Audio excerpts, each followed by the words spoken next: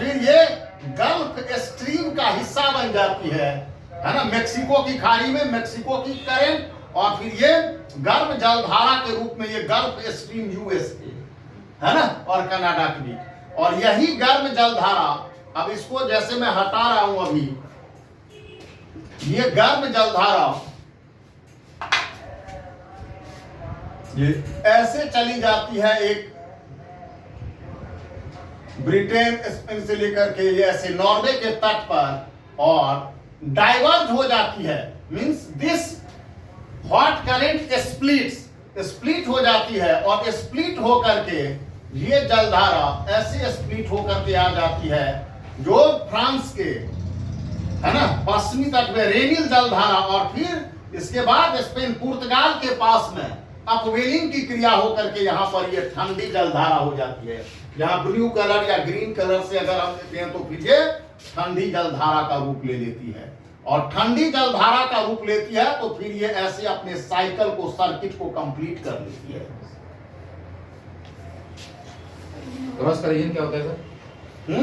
वहाँ पे क्रॉस का रीजन क्या होता है? जो यहाँ अपवेलिंग की क्रिया होती है, अपवेलिंग की क्रिया होती है, मतलब वायु के कारण से अपवेलिंग, ऊपर का जल स्तर जैसे ही आगे बढ़ता है नीचे से जल राशि आ जाती है तो जलधारा ठंडी हो जाती है। नीचे का पानी क्या होता है? रिलेटिवली कोल्ड होता है, ठंडी। तो अपवेलिंग की क्रिया के वजह से ये गर्म जलधारा जो है वो ठंडी हो जाती है। पुर्तगाल के पास कैनरीन करंट है, कैनरीन द्वीप है, इसलिए इसे कनारी की जलधारा भी कहते हैं।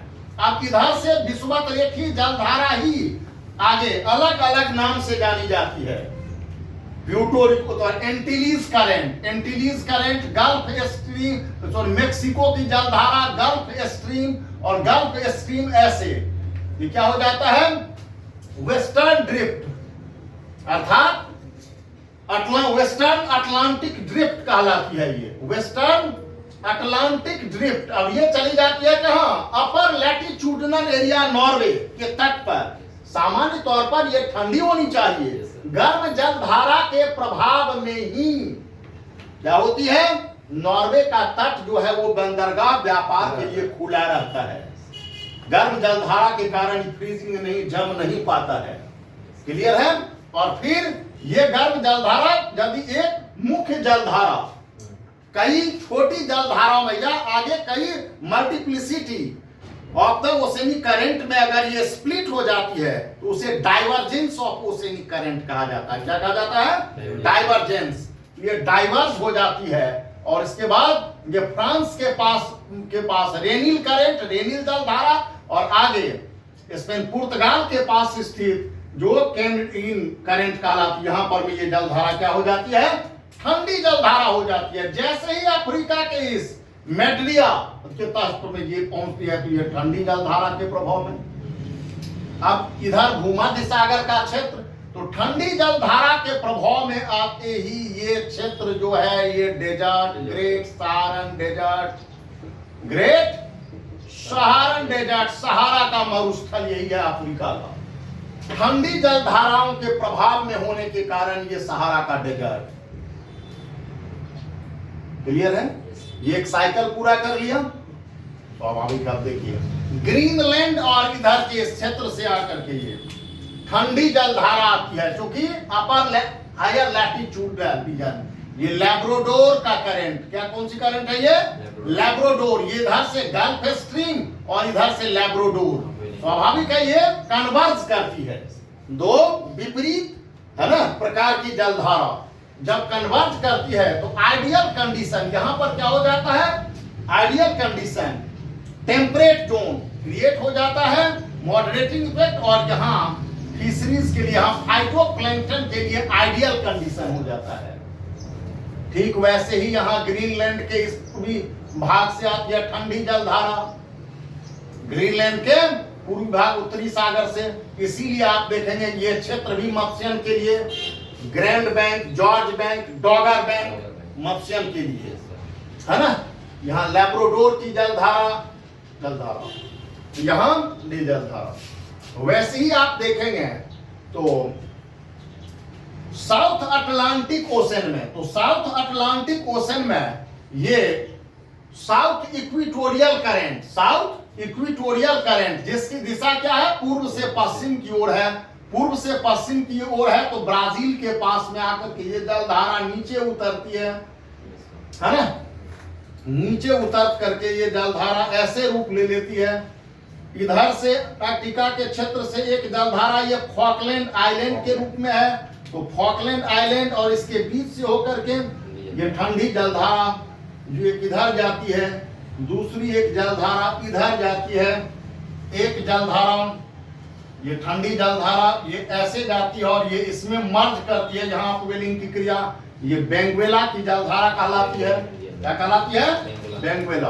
और ये सर्किट को पूरा करती है ऐसे, राइट। इधर से एक जलधारा अंटार्कटिका के क्षेत्र से जाती है जो वेस्टर्न ऑस्ट्रेलियन करंट कहलाती है, ठंडी जलधारा के प्रभाव में आकर के इंडियन ओशन का ये वाला भाग जो है वेस्टर्न ऑस्ट्रेलिया का जो पार्ट है वो ग्रेट ऑस्ट्रेलियन डेजर्ट है, ये कोल्ड करंट के प्रभाव में, जो ग्रीन कलर से आप देख रहे हैं कोल्ड करंट के प्रभाव में।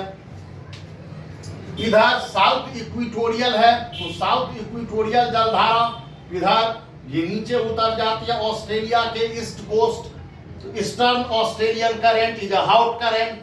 क्या है ये? प्रशांत, इस क्षेत्र में क्या है? ईस्टर्न ऑस्ट्रेलियन करंट प्रशांत महासागर की हॉट करंट है ये ग्रेट डिवाइडिंग रेंज है पर्वतीय, और इस क्षेत्र में वर्षा भी होती है हॉट करंट।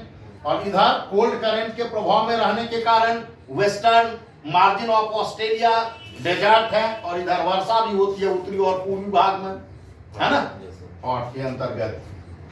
अब देखिए वैसे ही ये इंडियन ओशन में, साउथ इंडियन ओशन दक्षिणी हिंद महासागर के क्षेत्र में साउथ इक्वेटोरियल करंट, अब ये यहाँ ऐसे नीचे उतरती है, नीचे उतरती है और ये मोजाम्बिक कंट्री है, मोजाम्बिक की जलधारा है ना, और फिर यहाँ पर ये अंगुलहास की जलधारा कहलाती है। क्या कहलाती है?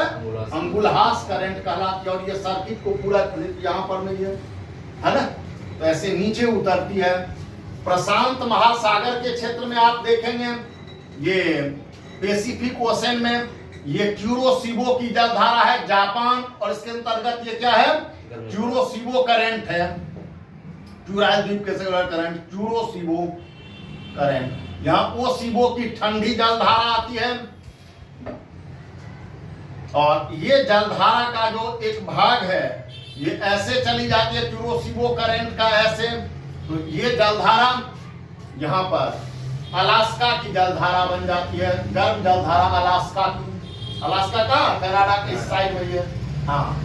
और ये अलास्का की जलधारा यहाँ अपवेलिंग की क्रिया हो जाती है, तो अपवेलिंग की क्रिया से यूएसए के इस तट पर में आप देखेंगे कैलिफोर्निया का मरुस्थल, Californian current, Californian current, California की जलधारा जो ठंडी जलधारा है ना। अब इधर की जो जलधारा प्रशांत महासागर की, ये पेरू के तट पर पेरूवियन करंट है, जिसे हम्बोल्ट करंट भी कहा जाता है पेरू के कोस्ट पर।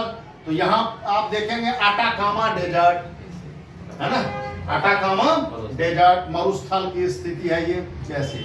अब कई बार उसने बताया था कि अपवेलिंग की क्रिया कमजोर हो जाने की वजह से क्या होता है, ये उत्तर की ओर जाती है, तो ये जो विषुवत रेखीय जलधारा जो है, दक्षिणी विषुवत रेखीय जलधारा यही नीचे उतर जाती है, और नीचे उतरने के कारण क्या होता है, ये अल्निनो इफेक्ट है, जो 3 डिग्री साउथ से लेकर और 36 डिग्री साउथ के बीच अल्निनो की जलधारा है। अगर फिर अल्निनो के बाद लानीना, इससे पेरूवियन जलधारा का उग्र रूप क्या है? लानीना है ये। वैसे ही आप देखेंगे अंटार्कटिक इस क्षेत्र से होकर के केप ऑफ गुड होप के तट से पहले, और फिर इसका शेप जो है ये ऊपर की ओर चली जाती है, तो यहाँ डेजर्ट्स अफ्रीका का है ना, Kalahari desert, Namibian deserts Africa के क्षेत्र में ये, इधर भी और इधर भी डेजर्ट्स कोल्ड करंट के प्रभाव में रहने के कारण से है ना डेजर्ट्स की स्थिति। इधर भी आप देखेंगे hot current, Arabian deserts, Iranian deserts, यहाँ भी डेजर्ट्स के हॉट डेजर्ट्स आते हैं। तो ये जलधारा स्थिति है। अलग अलग क्षेत्रों में। जो ग्रीन कलर वाला है आपका वो कोल्ड करंट है। रेड कलर वाला ध्यान ये रखना है कि जो हॉट करंट है उसका बेसिक जो सोर्स है, जनरल पिक्चर जो है वो इक्वेटोरियल करंट है ना, विषुवत रेखीय जलधारा। ये अलग अलग तट पर और आगे तो किया है। तो ये अब क्लाइमेटिक कंडीशन जो प्रश्न आप लोगों को बताया था वो क्लाइमेटिक कंडीशन के अंतर्गत इसका रीजनल क्लाइमेट को ब्रिटिश टाइप क्लाइमेट में वर्षा के लिए। अब देखिए सामान्य तौर पर ये क्या है, हायर लैटिट्यूडनल रीजन है।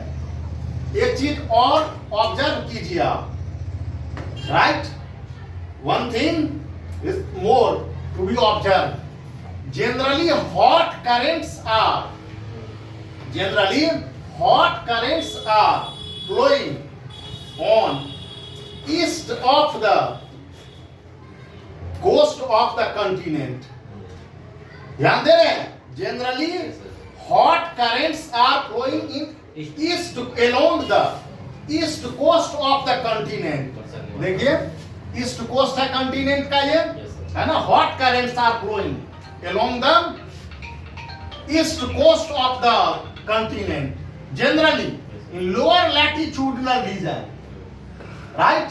But in upper latitudinal region, hot currents are located along the west coast।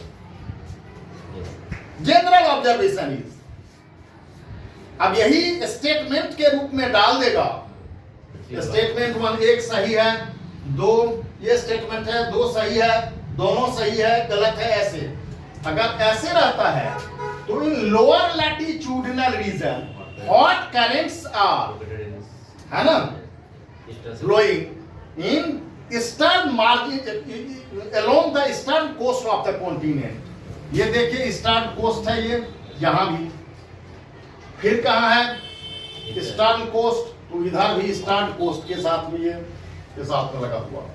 अब यहाँ क्या है, ईस्टर्न को ये वेस्टर्न अपर लैटिट्यूड में जैसे जाते हैं तो इधर भी वेस्टर्न में, यूरोप में, इधर भी नॉर्थ अमेरिका में, हाँ इधर देखिए अफ्रीका के क्षेत्र में यही विषुवत रेखीय जलधारा। ये क्या है,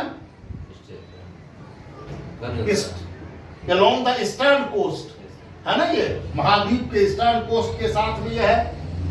ऑस्ट्रेलिया गर्म जलधारा going along the eastern coast, है ना, ये पूर्वी तट के ऑस्ट्रेलिया के साथ तट के सहारे। जब ठंडी जलधारा की बात करते हैं, generally cold currents are flowing in the west coast. देखिए कैलिफोर्निया करंट, ये पेरुवियन करंट और Humboldt current, Benguela current west, Australian western Australian drift, ये क्या है, वेस्टर्न में, वेस्ट में, ऑस्ट्रेलिया के वेस्ट में। कैनेडियन करंट अफ्रीका के वेस्ट में ये, और इसके भी वेस्ट में ही ये, हाँ। अब देखिए वैसे ही ये करंट अपर लैटिट्यूड, ये जनरल है। दूसरा ऑब्जर्वेशन ये है कि हॉट करेंट्स अग्रसर होती है अपर लैटिट्यूड की ओर, है ना। जो हॉट करेंट्स हैं वो कहां अग्रसर होती है, हाँ upper latitudinal region towards the polar region. Cold current area जो उष्ण जलधारा होती है ये उच्च अक्षांशों की ओर अग्रसर होती है, अपर लैटिट्यूडनल, जबकि ठंडी जलधारा लोअर लैटिट्यूड की ओर अग्रसर होती है ना, नीचे उतरती है, और ये ऊपर की तरफ बढ़ती है गर्म जलधारा। अपर लैटिट्यूड, यहां भी अपर लैटिट्यूड की ओर, ये भी अपर लैटिट्यूड को, ये भी अपर लैटिट्यूड, ये भी अपर लैटिट्यूड। इधर भी यूरोसिबो की करंट, अपर ओसिबो की करंट नीचे की ओर, ग्रीनलैंड के क्षेत्र में ये Labrador current, California current take you down. ये these are the general observation, ये जनरल ऑब्जर्वेशन है, राइट। हाँ अब जहां ये मर्ज करती है मींस कन्वर्जेंस जोन होता है, ideal condition for the fishing के लिए यहां भी होगी है फिशरीज के लिए, ये क्षेत्र भी। अब जैसे ब्राजील का ये क्षेत्र है और इधर से ऑकलैंड करेंट ये भी मर्ज करती है, इस क्षेत्र में भी मत्स्यन। आइडियल कंडीशन यह है फिशरीज के लिए। तो how do they effect regional climate, navigation and fisheries, प्रश्न हम लोगों का था ना। तो अलग अलग क्षेत्रों में विथ एग्जाम्पल आपको देना होगा। एग्जाम्पल है ना, महत्वपूर्ण है देना। किन किन क्षेत्रों में, तो किन किन क्षेत्रों में, grand bank, George bank, डॉगर bank, इन क्षेत्रों में यूरोसिवो का करंट और ओसिवो की जलधारा पर करते हैं कि इन क्षेत्रों में मत्स्यन के क्षेत्र में, यहां चीन के द्वारा, कोरिया के द्वारा, जापान के द्वारा मत्स्यन है ना, ये भी कंडीशन। यहां भी मत्स्यन, अलास्का की जलधारा, कैलिफोर्निया करंट, यहां भी मत्स्यन है ना, उन परिस्थितियां। तो ये आप कह सकते हैं इधर। तो how do they effect means influence of oceanic currents, rain. अगर हम वर्षा की बात करते हैं तो हॉट करंट की तरफ आप आइए। तो हॉट करंट आइडियल कंडीशन और favourable condition for the condensation where relative humidity is comparatively high. जहां गर्म जलधारा की क्षेत्र है वहां रिलेटिव ह्यूमिडिटी अपेक्षाकृत अधिक होती है and favourable condition of condensation के लिए, संघनन के लिए आदर्श होती है, अनुकूल स्थिति है। और इसीलिए रेनफॉल भी। तो रेनफॉल एरिया ये क्षेत्र, ये क्षेत्र, इधर के क्षेत्रों में रेनफॉल है ना। अब अगर लोकेशन ऑफ ट्रॉपिकल डेजर्ट्स की बात करते हैं, generally tropical deserts are located between 15 degree north to 30 degree north है ना, and 15 degree south to 30 degree south. इसको देखिए आप डेजर्ट्स के अंतर्गत। भारत में थार डेजर्ट्स को आप देखिए, यही स्थिति है। अगर हॉट डेजर्ट्स 15 से लेकर के 30 डिग्री वाली है तो ये सारे 22 कर्क रेखा यहां से है ना, यहां से देखिए Thar deserts, Iranian deserts, Arabian deserts, great Sahara का डेजर्ट कोल्ड करंट के अंतर्गत, ये डेजर्ट्स, कैलिफोर्नियन डेजर्ट्स है ना, इस डेजर्ट्स को क्यूबियन डेजर्ट्स है ना, इस डेजर्ट्स को आप देख सकते हैं इस क्षेत्रों में ये है ना। तो generally hot deserts are located within these latitudinal span के अंतर्गत because they are under influence of cold current, क्योंकि ये कोल्ड करंट के प्रभाव में होती है। And cold currents are usually in general, एक एक्सेप्शन है इंडियन ओशन का कि मानसून के साथ ही यहां पर में ये जलधारा की दिशा भी बदलती है। जैसे भारत में 6 महीना दक्षिणी पश्चिमी मानसून, 6 महीना उत्तरी पूर्वी मानसून, ये जलधाराओं को प्रभावित करती है। तो इसका एक्सेप्शन यही है, सीजनल ओशनिक करंट है। क्या वेरिएशन है, ये सीजन की वजह से एक्सेप्शन है इसका इंडियन ओशन में। तो कैसे ये वेस्टर्न मार्जिन में पाए जाते हैं? They are under influence of cold current के प्रभाव में होती है ये, और ये ट्रेड विंड के प्रभाव में होती है। जनरली ट्रेड विंड का क्या होता है? 30 डिग्री। ट्रेड विंड का क्या होता है? लैटिट्यूडनल स्पैन 30 डिग्री नॉर्थ से लेकर के 5 डिग्री नॉर्थ और मतलब से और 30 डिग्री साउथ के बीच में यही होती है ना ट्रेड विंड का।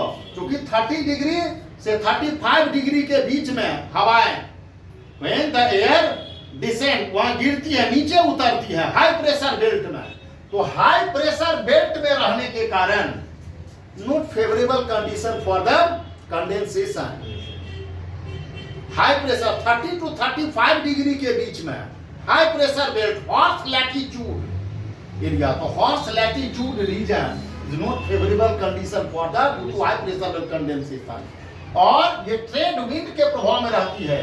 और ट्रेड विंड की दिशा आप देखिए ऑफ शोर, जनरली अब ये थार मरुस्थल है तो ऐसे ऑफशोर तट से ये दूर जाती है। क्या जाती है? तट से दूर जाती है। तो तट से दूर जाने के कारण ज्यादा हॉट डेजर्ट्स।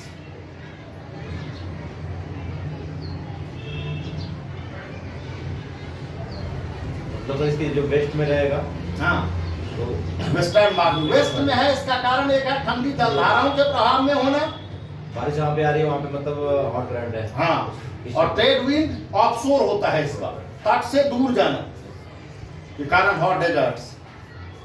और क्योंकि इसके उस साइड में क्या होते हैं, ट्रॉपिकल एंड सब ट्रॉपिकल भी आ सकता है। इसके लिए क्या आ सकता है? Tropical and sub tropical deserts. Sub tropical deserts are the hot deserts. और middle latitudinal deserts, they are located within the interior part of the continent। Interior part में होते हैं, जो टेम्परेट होता है ये इंटीरियर पार्ट में। ये पछुआ पवन के बेल्ट में होता है, लेकिन ये व्यापारिक पवन के बेल्ट में है। जो बड़े मरुस्थल हैं। बिल्कुल, बड़े और उष्ण मरुस्थल जो है वो, राइट। तो tropical and sub tropical desserts, इन जलधाराओं को अब देखिए। अब सामान्य तौर पर अगर आपको मैप है ना थोड़ा सा ऑब्जर्व कर लेते हैं तो जनरली जैसे ही वेस्ट वाला होगा एरिया, पता चल जाएगा कि ये हॉट करंट है। ईस्टर्न मार्जिन वाला होगा अलोंग द ईस्टर्न कोस्ट, ये क्या हो जाएगा? Hot current. ये लोअर लैटिट्यूड में, अपर लैटिट्यूड में फिर ये क्या हो जाती है? हाँ, हॉट करंट हो जाती है अपर में जाकर के। क्लाइमेटिक कंडीशन को, जैसे ब्रिटिश टाइप क्लाइमेट के लिए, इधर नॉर्वे क्षेत्र के क्लाइमेट के लिए, रीजनल क्लाइमेट के लिए, इस क्षेत्र के इंडियन ओशन के क्लाइमेट के लिए, मॉनसूनी क्लाइमेट, इसके लिए प्रभावित करती है ये। तो how do they influence the regional climate? Navigation, बंदरगाह का खुला रहना, यहाँ इस क्षेत्र का है ना, और फिर फिशरीज के लिए आइडियल कंडीशन। इससे उत्तर जो है मिल जाएगा आपको लगभग, और किस क्षेत्र में कौन सी जलधारा के नाम से। तो सामान्य तौर पर में यही इंडियन ओशन की जो करंट है, ये गर्म जलधारा है। मोजाम्बिक की जलधारा ये नीचे उतरती है, इसे नीचे अंगुलहास की जलधारा इंडियन ओशन में कहा जाता है। ये वेनेजुएला की जलधारा केप ऑफ गुड होप से टकराती है, तो ये फॉकलैंड है। पेरुवियन करंट है, वेस्टर्न ऑस्ट्रेलियन ड्रिफ्ट है ना, इंडियन ओशन का है ये, वेस्टर्न ऑस्ट्रेलिया, लेकिन ये पैसिफिक का है। ये ईस्टर्न ऑस्ट्रेलियन करंट है, ये गर्म जलधारा है। वेस्ट वाला जो है वो क्या है? ठंडी जलधारा है।